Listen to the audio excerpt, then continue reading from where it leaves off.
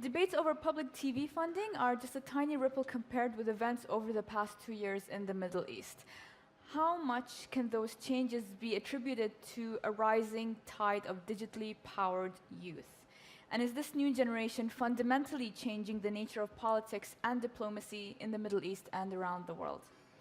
To help answer those questions, we've invited Her Royal Highness, Princess Rym of Jordan, Alec Ross from the US Department of State, and Alex Asseily, founder of the London-based startup State, a new social network focused around opinions.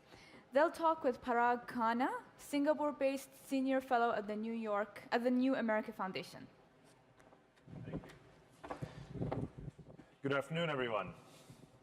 Even if we didn't have that very interesting data from Booz, I think we would know that over the last 18 months, youth are definitely getting very connected in this region with very unpredictable consequences. And there's, of course, no better panel to think about and forecast the consequences of this unfolding revolution where technology meets generational change than the panelists here to my left. We have Princess Rym Ali of Jordan, who's the founder of the Jordan Media Institute, Alec Ross, innovation advisor at the US State Department, who's also known for having brought punk rock to American diplomacy, and international man of mystery, Alex Asseily, who among his other entrepreneurial successes is Jawbone and the new venture State, which he's going to tell us about today. We're going to begin with Princess Rym. As mentioned, the last 18 months we've seen the consequences of youth getting connected and getting political. But the big question that has been asked after or in the unfolding Arab Spring, that's still being asked, is how can technology help shape actual concrete political institutions and bring about sort of political change more formally and concretely? And so we'd love to get your observations about that. Thank you. It's a pleasure to be here. Thank you very much for the introduction. I'm afraid I'm going to be the old-fashioned voice here. I don't know if you probably know the Muppet Show, Sam the Eagle. Well, I feel like Sam the Eagle because this is a very fascinating, very high-tech language conference, and a lot of it is true. The technology is carrying us to places where we probably don't even know where we're going. But I would like to sort of bring about another element in this conversation. Yes, we all talk about how much the internet penetration has increased in our part of the world. But let's take it a little bit slowly. I think, I've seen figures recently. 0.1% of Tunisians are on Twitter, are active on Twitter. 0.04% of Syrians are active on Twitter.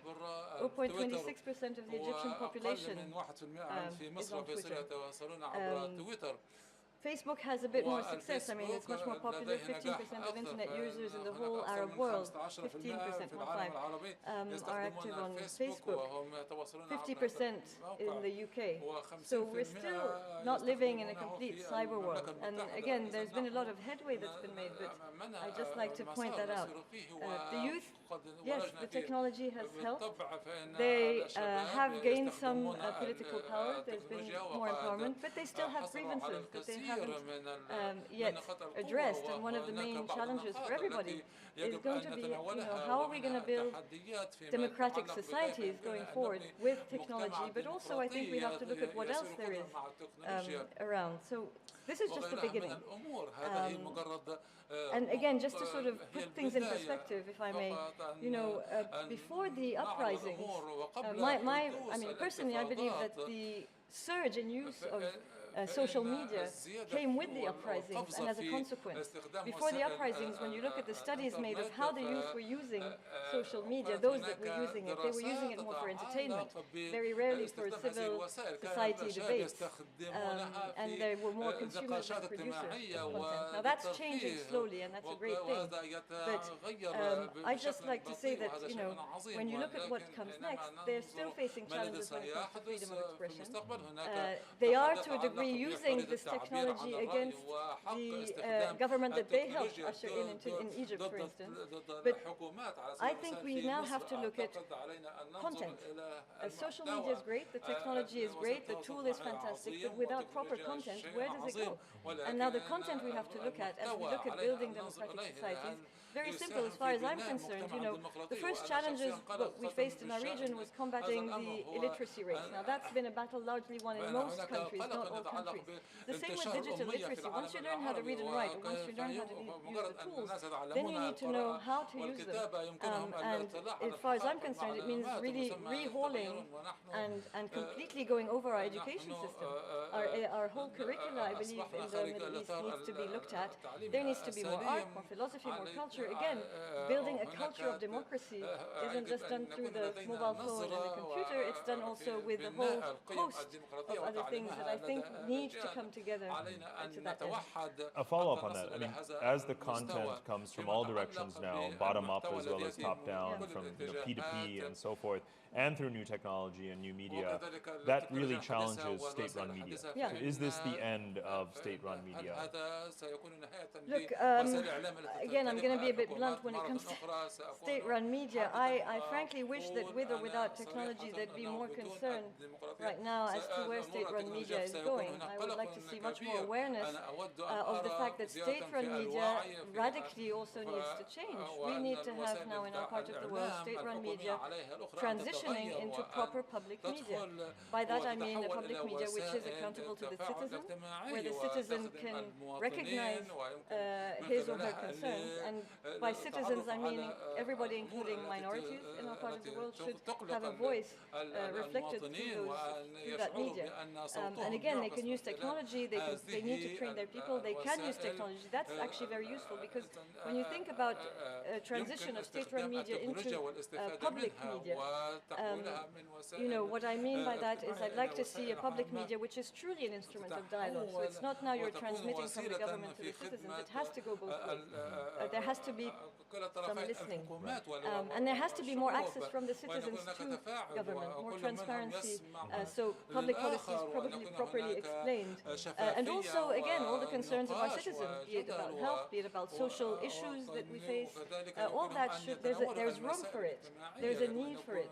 There's a huge lack of credibility right now when you look at the state-run media in most of our parts of the world. And also, when you look at the figures of, again, how social media has been used, and a lot of there was a study at AUB recently that was conducted saying that the youth overly relies on social media to get their information. And in instances where sometimes there are issues with accuracy and, you know, not sort of analysis that is not always all that reliable. And I think that could be balanced out. I mean, that's also due to the big gap that there is in other sources of information. So if you had a more balanced media that could offer this public service, I think it would allow for, you know, more access to a variety of information and allow the youth to really pick and look at information that's more reliable, hopefully. And this is a great segue to Alec, actually, because even though the penetration of social media may be very low as a percentage of the population, young people are disproportionately relying on it to get their information. And the last couple of months have been quite sleepless for you in particular, because just 2 episodes, the film Innocence of Muslims, and then the tragic episode in Benghazi with the US ambassador, the various accounts that came out, the recriminations, the lack of control over the narrative, disputes over what happened where, and then the uncontrollable outrage over the Innocence of Muslims video that spread around the world caught so many people by surprise. There's no way to have message control in that kind of environment. So how are you helping the U.S. State Department as a diplomatic institution adapt to this landscape? Sure. So the 21st century is a terrible time to be a control freak. The kind of control that existed 10 years ago, 15 years ago, 20 years ago for a CEO, for a Minister of Foreign Affairs, for any of us is gone, and it's not coming back. So the challenge for us as diplomats, and the challenge for all of you as executives, is as control is lost in part because of hyperconnectivity, how do you respond to it? Do you fight against it, or do you try to harness it in your self-interest? And so at the State Department, part of what we've tried to do is harness this in our self-interest to the maximum extent possible. And part of that requires empowering people, as we say, at the edge of the network, locally, to do work that would have historically been done in Washington, D.C. You know, it's a cliche now that we live in a 24/7 media world. I think that cliche is well earned, and I think that because of social media, for all intents and purposes, everybody with a smartphone in their pocket has the equivalent of a printing press with a global distribution system. And so when a bunch of 19-year-olds around the world have printing presses with global distribution systems in their pockets, this can be used for both good or ill. And a lot of what I'm advising people at the State Department, but also, frankly, in my travels, is on issues related, for example, to the Innocence of Muslims video. A couple data points. Every minute, 60 hours of video is uploaded to YouTube. Every month, 4 billion hours of video is watched on YouTube by 800 million people. In 2011, there were 1 trillion views on YouTube, which is the equivalent of every person on planet Earth watching 130 videos on YouTube. That makes it not a possibility or a probability, but a certainty that there will be more videos like this.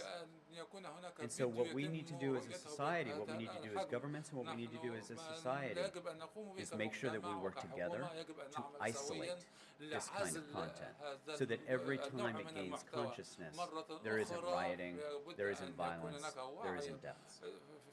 But even if you isolate it and block it even and ban it, as was done in some countries on certain YouTube sites, the rumor of it, the mere rumor of it, the knowledge that it once existed and the secondhand information about it is sufficient to spark riots. And that's where traditional diplomacy has to kick in. Have you been surprised by either the rapid response or the lack thereof amongst allied governments in this episode? The first thing is you cannot contain this information. So, I was using the example of YouTube, but there are 100 video channels. We could look at WikiLeaks, for example, as an example. With WikiLeaks, it did not matter if the WikiLeaks website was up or down. The cables themselves lived on 900 different mirror sites. So if there is a video like this, if it's blocked someplace, it's just going to end up on 100 other video sites. So blocking or trying to control it, unfortunately, doesn't work. And in terms of the response from traditional diplomacy, I think that incidents like this are instructive, that we've got to move fast. If these things are not addressed early by senior members of the clergy, by government leaders, and others, then it can spread through society so quickly that it then cannot be contained. It cannot be isolated. We're going to take questions from the audience throughout this session, so please prepare yourselves accordingly and raise your hands. But first we're going to turn to Alex, who, in a way, what you're doing with the technologies you're working with, and this is what we'd love to hear more about, is allowing people to express identity beyond that which has been dictated by government or religion or ethnicity. And you're kind of bringing order to the chaos in a way by allowing people to concretely express these different causes or identities that they feel themselves, that feel define them. Can you tell us a bit more about how you're doing that? Yeah, I think the easiest way to understand what we're doing, what we're trying to do, perhaps the gap that we've observed, is to see how communication has really existed to date, particularly even with social media, but even going back to regular media. Until social media came along, for the most part, what would happen is you would trust two types of organizations to give you information. One was government, and the other one was media. And this is kind of this amorphous thing called media. And you would project trust to these organizations depending on which country you lived in. And then that would just inform the decisions you took in life. You'd say, I'm going to go to this country because the State Department told me to go to this country, not to go to this country. So what social media did was it expanded the choice that you had to beyond, just those two organs into like your friends, or more broadly, the people you know or the people who know you. And that's great, and that's actually responsible for instilling a whole new kind of awareness. But what was missing in that reality is also you were also limited by that, because if the only people you can really project trust towards are the people you already know, who, by the way, most people in the world is a very small number of people who generally live in the same country as they do and are misinformed in the same way as they are, then you're kind of still stuck. And the trouble with any kind of broadcasting system, and that includes unfortunately things like Twitter, which is a sophisticated, socialized broadcasting system, is that very, very few people create the content that most people consume. So if you look at the people who are very popular on Twitter, they tend to be celebrities. So people have shifted out of the traditional media into Twitter, but the same power structures exist. Now, one of the things I think is brilliant about Twitter is, for example, that you can get people like yourself, Parag, for example, who focus on an area, have tremendous expertise and knowledge in an area, and develop a gathering of people that you can speak to on that particular subject matter. But what you're unable to do, if you're the average guy, is to get counted in a meaningful way in a broader discourse that could be happening in your country, in your region, or beyond. And I think with state, I think what we've identified is there a way that people can connect in a way that dissociates them from where they live and who they know, and instead reinforces what they think as the primary source of identity. And so there's a technology aspect, but there's also an access piece. And one of the things that people, I think on the whole, forget in a lot of this discourse about technology enables this, that, and the other is technology only is relevant when people can actually use it. And the mobile phone is a classic example of this. The first mobile phone that really, really took off was a Nokia phone. And the reason it took off is because it was affordable and it was really easy to use. It was actually easy to use. And the same thing applies with things like Twitter, easy to use, but in practice, it's hard for people to express themselves. So I think that the challenge for us is how can we create a way that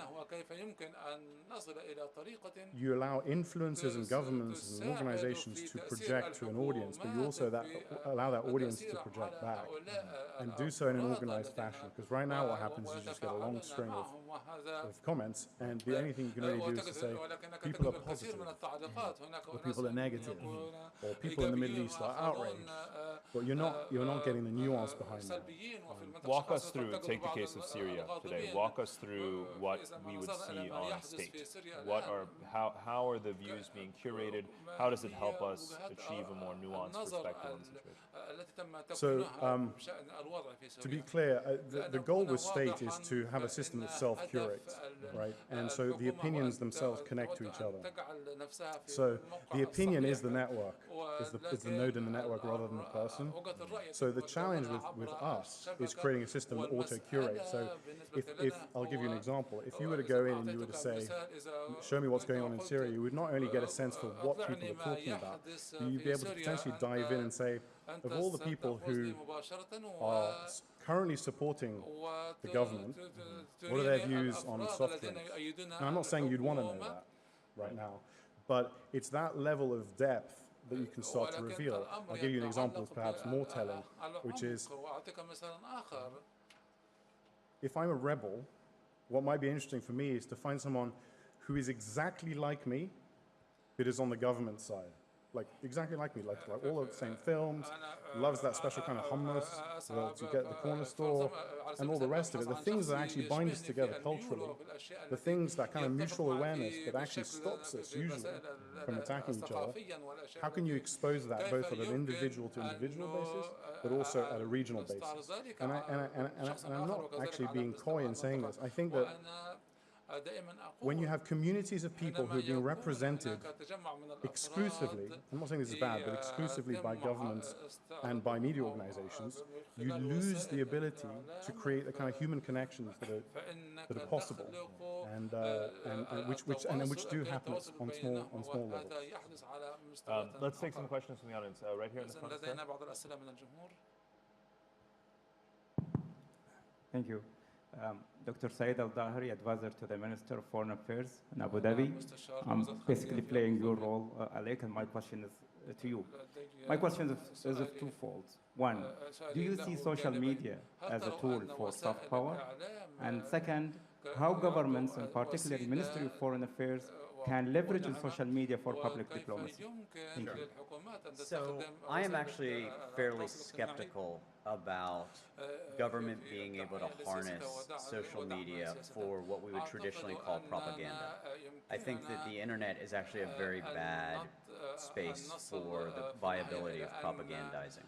What I do think social media is very good for our ambassadors. For example, in the United Arab Emirates, all of you should follow Ambassador Michael Corbin, who you can find at, I think it's at AMB Corbin. It's a way of connecting with and listening to people who are your non-traditional interlocutors. So most of our ambassadors, who do they meet with? They meet with government ministers, CEOs, and generals. These are the people they have cups of coffee with, right? What's great about social media is it makes it easier for them to listen to and talk to people who are not the ones who are historically going to have that cup of coffee with the ambassador. And I think it's important, too, to not focus on the talking so much as the listening. You cannot become an American ambassador right now without actually being taught by me. Not how to use Facebook or Twitter, but to understand the changing information environments in your country. And one thing I tell every ambassador is, remember, you only have one mouth, but you have two ears.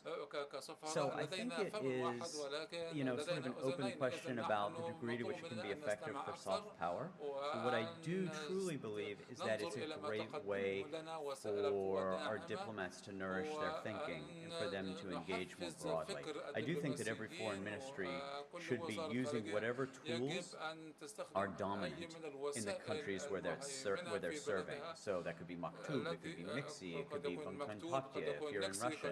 If you're in Russia, it could be Twitter, it could be Facebook, whatever it is. Use what people in the country are using. Use it and use it more to listen than to talk. I want to take one more question before we do another round on stage.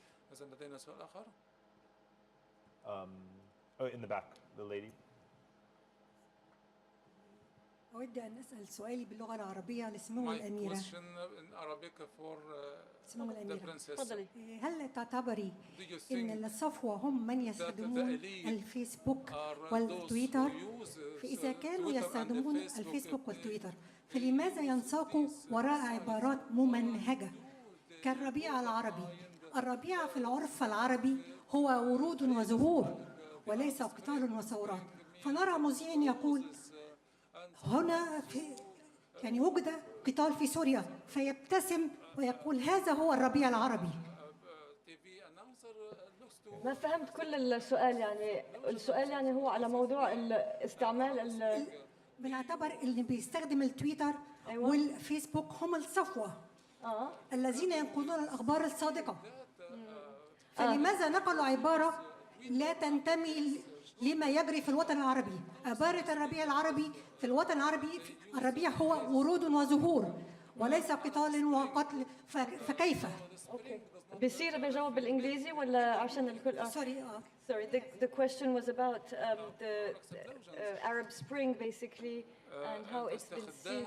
We're sort of seeing now its ugly side when through social media it was actually expression, and basically the lady was saying, flowers and roses that brought about change, and now in Syria we're seeing a very ugly side that, what is so-called this Arab Spring. So how does social media fit into that was the...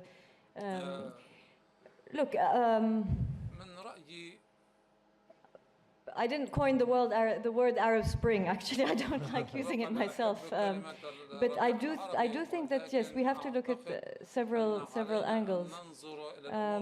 It's more about the use of the technology, and again, many people. I think there was personally, I just believe there was a bit of a hyper. Maybe an overestimation of the role of technology as opposed to the role of the youth themselves and what they did using technology. And again, I believe that they paved the way for more freedom of expression And for now, things have changed a lot in a way that they can't go back in a lot of the Arab world in terms of the freedom of expression that there is in certain countries. And that means that, you know, the social media is being used differently. Just as an example, it's not directly linked to your question about the Arab Spring, but as I was doing research for about social media, I actually put out a question on Twitter, and I said, you know, how would you define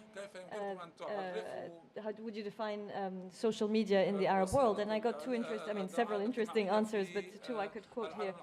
Somebody said it's a newfound tool to make up for decades of repression and denial of free expression. And yes, that's probably the soft way of going about the changes. As somebody else said, it's an open, free space to express what traditional media ignores or bans, and a safe place where anonymity allows boldness. And that's quite interesting because, yes, it does allow for things that, you know, we wouldn't have seen before. I know that TV coverage, for instance, relies very heavily on social media for good and for bad, because obviously there are inaccuracies if you don't catch certain things. It's also led to a few issues. I mean, I'll give you, there's a couple of examples. I don't think that it's been broadcast on TV, but certainly social media was misleading in a couple of instances. There was the case of this lesbian woman from Syria who was tweeting and blogging and turned out to be a male based in Scotland who had made up this whole story and had attracted the sympathy of a whole community. Again, a couple of months ago, a false announcement of the death of Bashar al-Assad of Syria sent oil prices skyrocketing. So there are also a lot of challenges that are faced. At the end of the day, though, there's also access that didn't exist before. When the massacre of Hama took place 20 years ago, there was no social media, and it went hardly reported, or it was very difficult to report on that because there was absolutely not. It was very difficult to report on that.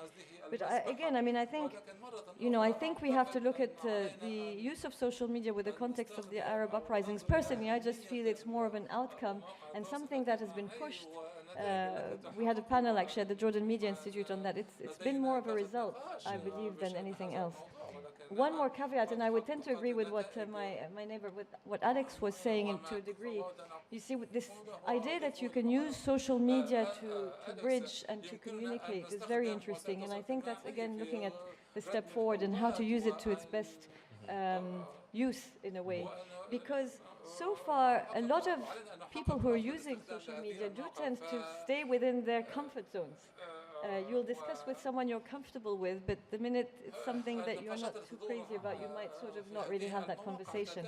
And I'd like to just quote Amin Maalouf in his book, The Disorder of the World, who said something very interesting. He said, you know, for one person who happily goes from the H.R.H website to the Washington Post website to the Iranian press agency website, there are thousands who stick to websites that will comfort them in their own sort of resentments or ideas or prejudices or analysis. So I think and again, that's why I come back to my initial idea and obsession, if you will, of culture and teaching the skills to the youth of not only, again, what button, you know, to press, but whether or not you press that button and use your judgment upstream, yeah? I want each of you has drawn this contrast between old and new media, old and new generations, old and new, you know, technologies. Forecast, each of you, 5 years ahead, young people are coming into political office in this region. This is a country, United Arab Emirates, with a substantial number of young people who are serving in the government already, and they represent this very progressive force. They're also very comfortable with technologies. What about other countries where young people are going to, one way or the other, muscle their way in, democratically or otherwise? They're inherently, as Princess Rym said, going to be using certain technologies to communicate. They're very familiar with that. So even where democratic institutions are not fully developed, there's a lot more consultation going on. Tell me 5 years from now how you see this intersection of young people occupying formal political roles and using technology in context of pretty immature political institutions. Feel free. I'll start. So I think that what they're going to do is they are going to incorporate more, let's call it direct democracy versus representative democracy, or direct governance versus representative governance. which I don't necessarily think is a uniformly good thing. One of the things that I think elected officials and rulers who are unelected have been challenged by is every time they make a decision, there is instant commentary and discussion of it by thousands of people. So it makes it a little bit more difficult to govern with the remove that you could have had 10 years ago. So what I actually think is that there are going to be some tools developed that will allow for citizen input, for citizen iteration in the policy-making process that doesn't exist today. Because I think that these young leaders who will rise and take formal office, having participated outside of government using these tools, when they take power themselves, they will want to incorporate it within the context of governance and their roles within it. So a Facebook referendum on something, or crowdsource, like a wiki constitution, like Iceland? You know, I don't take a, you know, I do not take a sort of cyber utopian view of whether you can sort of wiki a constitution. Others do. But what I do think, and I don't think the products yet exist, what I do think is that there are going to be ways to draw out ideas about if somebody's writing a constitution or if somebody's engaging in, you know, trying to develop a framework for protecting IP in a networked world, rather than just people developing that content behind closed doors and then going for an up or down vote. I do think that there are going to be ways of drawing in citizen input more systematically. Whether the tools that exist today, like Facebook or, you know, the year 2012 version of a wiki is that, I don't know. But I think in 5 years there will be tools that will do it more effectively.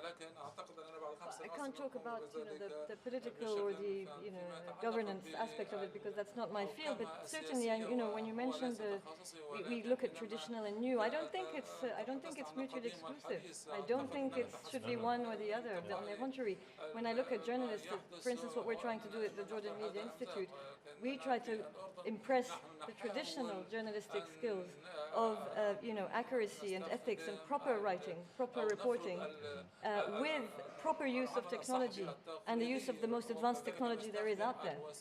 And we try to merge the two so that our graduates, really come out having all these tools with the knowledge base and a bit of also general culture that comes with it, because I think that's essential. And that's what I guess that's the sort of essential line of my discourse. And I think probably there's a way of doing that in government. You're the expert, but again, I really don't think we should see it. It's not a battle. It's not mutually exclusive. And I think we need to just compare it to a doctor. Yesterday, actually, I was watching a very interesting debate on Sky News Arabia, and somebody was saying, well, you need to push technology, and without technology, a doctor can't do anything. I disagree. Without a doctor, your technology can't do anything.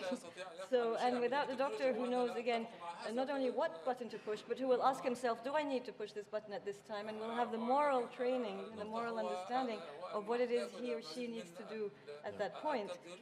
So both are essential. Of course, the technology will take you places you can't go otherwise. But again, I think it's very essential to keep in mind that there's a need to sort of just to keep a little bit of this tradition and take it forward with the technology.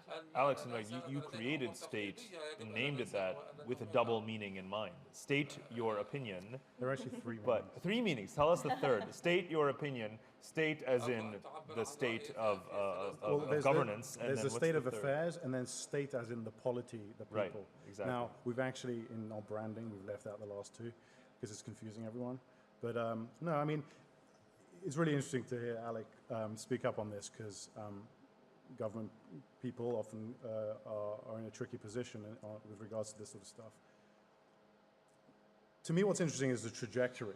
Like, if you were to follow all these technologies that have come out in the last few years and see where they're heading, they're basically heading to a situation where people are constantly pointing out stuff that's unfair. That's unfair, that guy shouldn't be speaking for us, we should be participating in that, or actually this guy is the guy to trust. And then ultimately what you end up with is, can we create a system where that stuff doesn't get done really inefficiently and manually, and where someone has a decree, can decree, that this guy's in charge of this and this guy's in charge of this, but rather there's an organic process that essentially self-forms influence networks and leadership networks, which, by the way, I think are essential. If you ask me, and I'm a relatively independent liberal guy, I want leaders in different parts of my life. I don't want, it's like what you brought up, Rym. I want a guy who's going to tell me what pills to take when I'm ill. I want a guy who's going to tell me what cars to buy. We need leaders, we want leaders. The times when leaders become problematic is when you suddenly find yourself suffering from their decisions and not feeling like you have any chance to change the way they think or what they do. And I think, in the case of democracy and all the rest of it, I think that we're in a transitional period right now, to echo some of what Rym just said. We're in the transition from democracy being every 4 years you turn up at a box with a little slit in it and you stick a piece of paper through, to potentially a democracy down the road where that no longer happens, and where instead the act of self-expression that used to happen in like a village environment, where there's like 100 people, and you're like, I like that guy for going fishing for us, or whatever it was, instead happens at a macro scale. And I think what we're living through right now is this interesting period where the interdependence of our countries and of our regions are far greater than the ability for the people in those regions to actually shift perceptions. And I think that's, to me, that's exciting, because what it means is that there is I guess, when things become fairer, on the whole, societies calm down and they become very productive. And I think if you look at phases in history when that's happened, it's because someone came along and goes, I've got a new system. The United States is a good example of that. And I think what's interesting about the Middle East now is that it has the ability, the opportunity to develop an entirely new system that's based on all the lessons we've learned in the last few years. Cool. We have time for one more question. Let's take this gentleman in the gray suit. A microphone, please. Thanks. So you think, do you think the whole world should vote in the upcoming U.S. election? Sorry? For the new president? I 100%. Good. And I think, by the way, I think that it's a shame, and I look forward to the day when there's a recognition on the part of the parties in the U.S. to see that it is empowering for them to get the world to not so much to vote, but to have a say. And I'll tell you why. Because the argument's not that hard to make. If you look at all the largest U.S. corporations, which are fundamental to the U.S. economy and the U.S. way of life, the vast majority of their revenues now are offshore.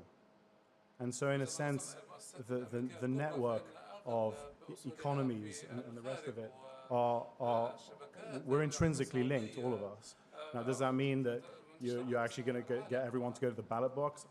I don't know, but I think it could make for an interesting experiment. As you said, we may not have the ballot box. There'll be different ways of casting one's vote, though. Let's take one more in the front.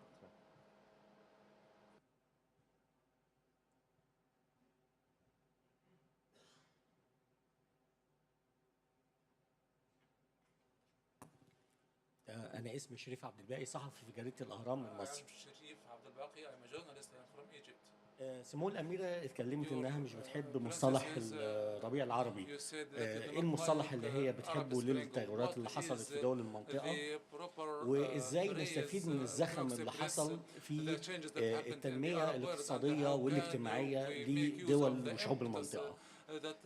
ليا رد على الأخان اللي مدير الجلسة على استخدام القوى البدنية للبعض في الوقت اللي فيه إتاحة استخدام الرأي.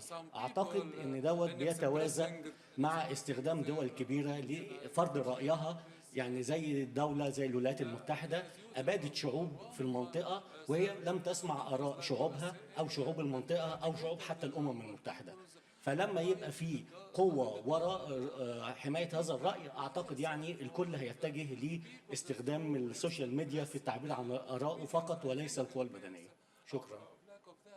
I think the gentleman is a reporter from Al Ahram, wanted to know what I would use instead of the word Arab Spring, because I mentioned I didn't really like that word. It's not that I don't, I just think it was, it's one of those overused expressions. as the lady pointed out correctly, you know, Arab Spring has a very nice consonance to it, and yes, of course, there's a lot of hope and change, but we're seeing a lot of tragedy in what's happening in Syria. So I do admit I find it hard to think of spring right now in Syria with what's happening. If I have another turn, no, we should crowdsource and ask everybody to, ask the community to come up with, you know, I'd love to hear what everybody else has to suggest as a different term for that. But I Alex, think... let's create a stream around that. Well, I think actually you've highlighted a point, which is that any term that you come up with is going to be a generality, Yes. and it's never going to feel right to some revolutionary in the new country that is trying to do something different. We unfortunately are out of time, but I would suggest that, you know, this is if the only neutral way, or even it's my opinion, so I suppose it's not necessarily neutral, but we're entering the post-colonial world, which is also not a pretty term, but it's in reality what seems to be happening, because decades of being allowed to blame outsiders for one's problems have now ended, and one has to enter a sort of new phase. Can I say something? Sure, about absolutely. that, actually, because I was just talking recently, and I know we have to wrap up, but the post-colonial issue, you see, that's something we're very sensitive to in our region, because for years it wasn't just about colonization, but it was about the narrative. I'm sure everybody's familiar with Edward Said's work. The narrative was really in the hand of the Orientalists. And we didn't have a voice because it was all seen through the Orientalists. And so I think that's one of the great things about social media. I feel it because, you know, there's been the colonization, the Orientalists, and then at a time when we should have had our voices, there was also a lot of authoritarianism and not much freedom of expression. And so now social media has really allowed for this narrative to be reclaimed by our youth. And I think that's also another interesting, you know, source of optimism, if you will. I think this, yeah. Well, I think it'd just be great if you know, the great political tragedy in the Middle East, of course, was there were these lines drawn at a point in history that created immense fractures in the cultures. And I think it would be really nice to envision somehow an emergent culture that transcends those political borders, that means that those political borders no longer matter. It's not, the fight is not so much to like, let's move the borders, but rather to make the borders meaningless. We don't know, I suppose, to conclude exactly what the politics of Arab countries are going to look like 5 years from now, but what I think we have all concluded here is that at the intersection of youth and technology and political upheaval, we have given rise to a whole set of new authorities, whether they express themselves generationally through online communities or as rebel movements. There are certainly new centers of authority intellectually that are popping up around the world, and I'd like to thank the panelists for having shaped our thinking about this issue, and thank you all for being with us today.